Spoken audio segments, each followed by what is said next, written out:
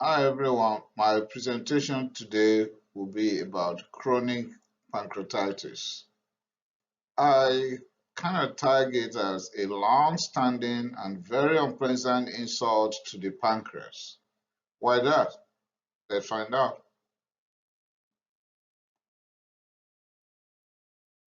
There's evolution of acute pancreatitis to chronic pancreatitis. How? Acute pancreatitis has occurred, right?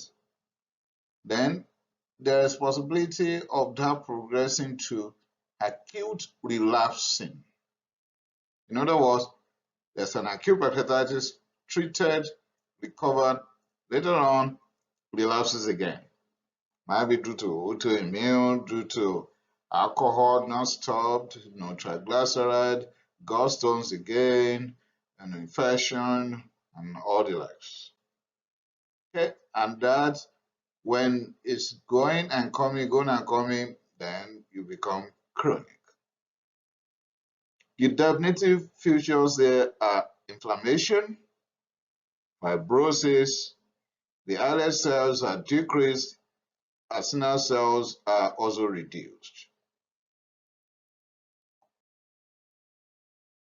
What are the risk factors here? Alcohol. Wow. Alcohol. Heavy drinking for a long period of time. Smoking. How? It's worse with alcohol, and most people will combine that, right? Cigarette in the left hand, glass of alcohol on the right. That increases the likelihood of pancreatic carcinoma. So that will give you acute pancreatitis, will progress to relapsing and will progress to chronic, and you can even come down with cancer because there will be calcifications and there will be a lot of endocrine insufficiency.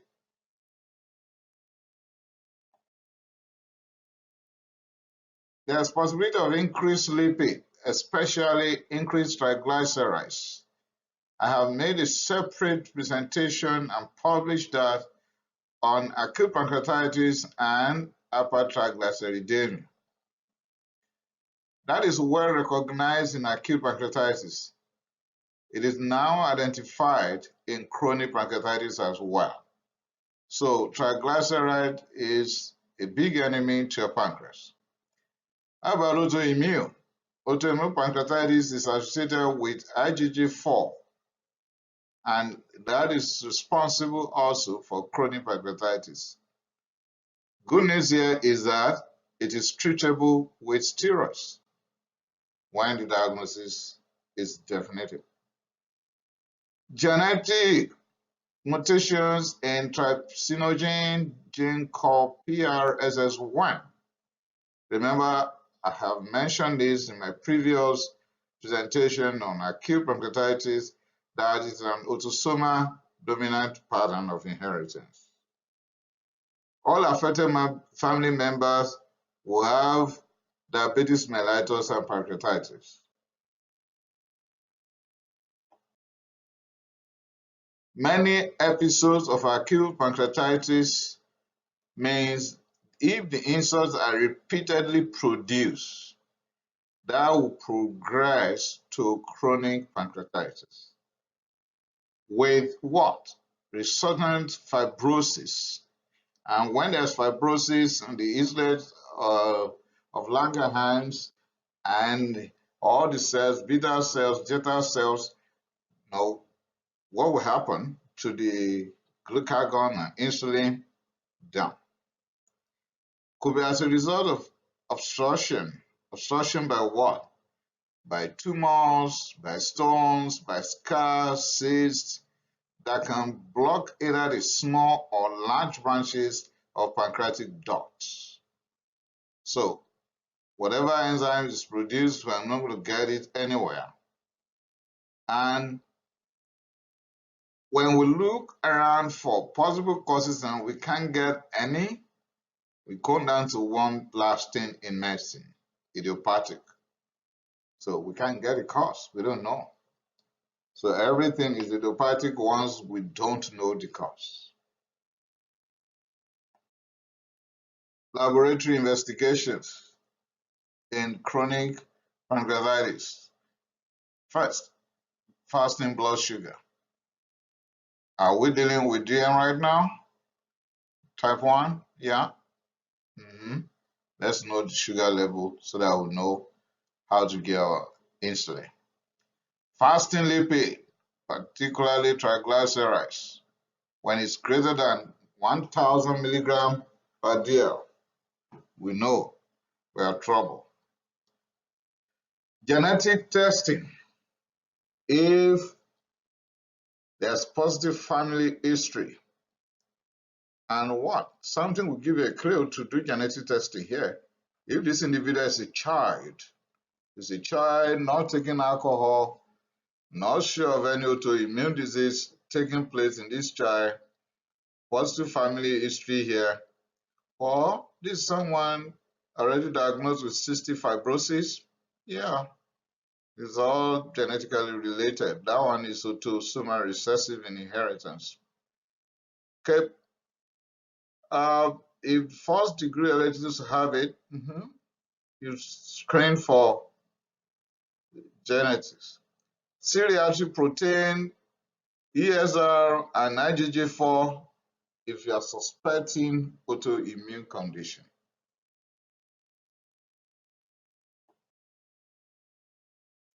You can do radiological investigation. A lot of them, quite alright. Ultrasound, CT scan, magnetic resonance, cholangiopancreatography, endoscopic retrograde cholangiopancreatography. Very useful. Pancreatic function tests could be done using meal or medications that could stimulate pancreatic enzyme secretion.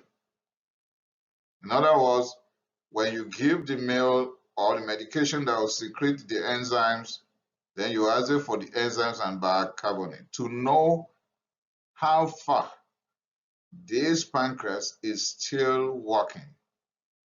Whether this pancreas can produce enzymes anymore and bicarbonate exocrine function, is it still there?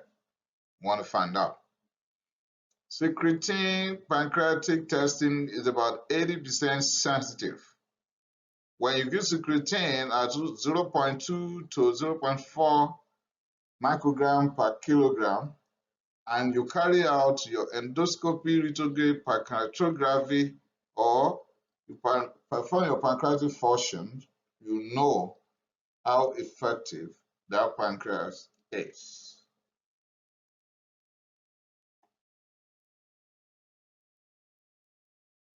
The clinical features here are many, but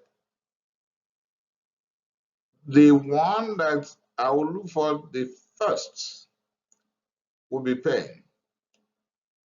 In 15% of the patient, there may be no pain, but in the rest, there will be pain, and the pain will be epigastric.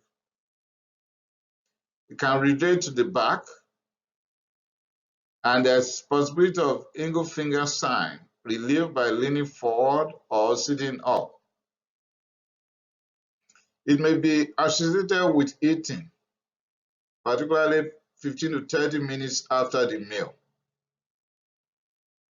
Okay, indigestion will occur when 90% of the pancreatic function is lost. And with that, we'll have what we call steatorrhea due to fat malabsorption and foul smell phases. Diabetes will occur late in the disease due to calcification, and it's going to be insulin dependent.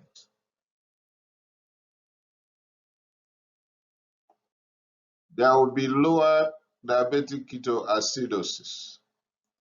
Also, nephropathy are rare. So when you compare DM in this type of patient to the typical type 1 DM, there's going to be that mild differences. Now, I want us to consider this very critically. Hypoglycemia is profound when on treatment. Okay, why? This individual will have hyperglycemia, and you are now giving your insulin.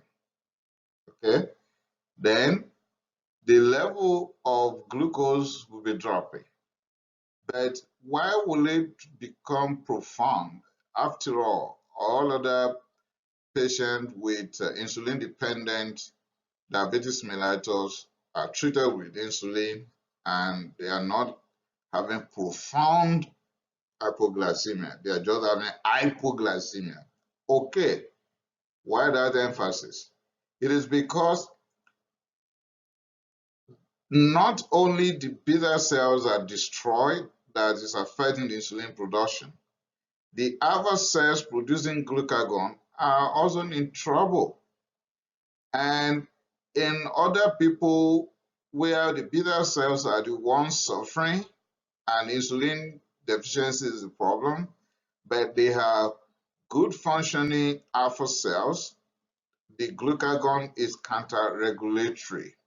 The glucagon will shoot the glucose up, looking for it anywhere and pumping into the circulatory system. But this time, that one is also gone.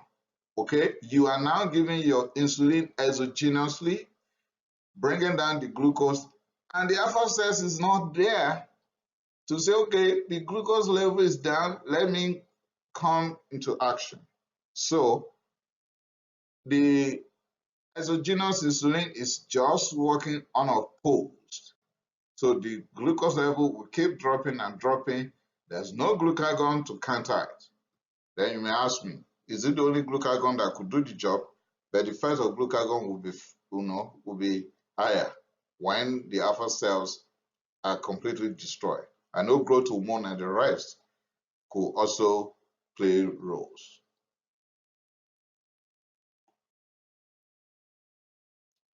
The pain treatment. Stop alcohol, please. That is part of my own general advice.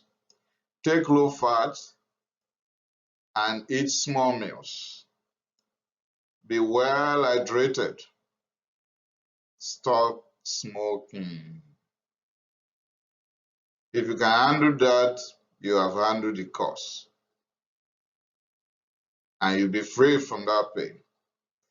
But if you have done all those, stop your alcohol, low fat intake, small meals, well hydrated, you have kept the cigarette away, and yet the pain has persisted, you can then be given analgesics. Tricyclic antidepressant, fentanyl patch, pregabalin to help. We can supplement with pancreatic enzymes to reduce pancreatic exocrine activities, just to let it rest. And with that, we are reducing the pain due to the pancreatitis.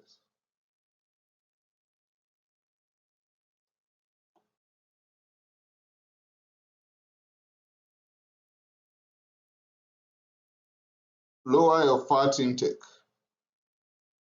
Give lipase supplements, vitamin supplement, vitamin A, D, E, K. They are all called fat-soluble vitamins. Give them. Medium-chain triglycerides are good, but the long-chain triglycerides are bad. Okay? So I'm not going to blame you when you get to the mall and you want to do your groceries and you look at the ingredients and you see long-chain triglycerides and so on and so forth, and you pick the medium chain. Okay? Treat diabetes mellitus as it presents. Now, Extracorporeal shock wave lithotripsy if there are stones, if endoscopic retrograde cholangiopancreatography reveals them, or your CT scan reveals them, and ERCP could not help therapeutically, then you could do extracorporeal shock wave lithotripsy. Okay, radiation is possible. Surgery, if all are failed, if all the medical interventions are failed, or there is carcinoma, then do compression or denervation. Do the surgery. I have made presentation on pancreatic carcinoma also. You can, have a look, check it out. What are the complications here? There's possibility of pseudocyst and bile duct obstruction. Duodenal obstruction is possible. Pancreatic ascites, splenic vein thrombosis, pseudoaneurysms, and pleural fusion. A host of them.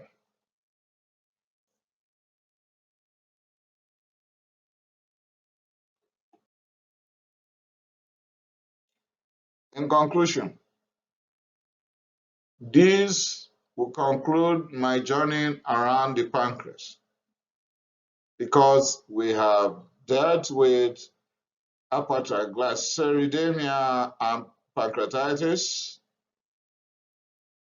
acute pancreatitis, 2 presentations on that, check pancreatic carcinoma, and now this is chronic pancreatitis. So I'm wishing all affected people well. Prevent what you can prevent. Save your pancreas from the enemies of pancreas, like alcohol, smoking, hypertriglyceridemia, and of course, all those infections that could affect the pancreas. Those medications are not prescribed and taken discriminately. Save the pancreas, and if the injury, the insult have already led to diabetes mellitus and the likes, treat appropriately. Thank you for watching my video. See you soon. Bye.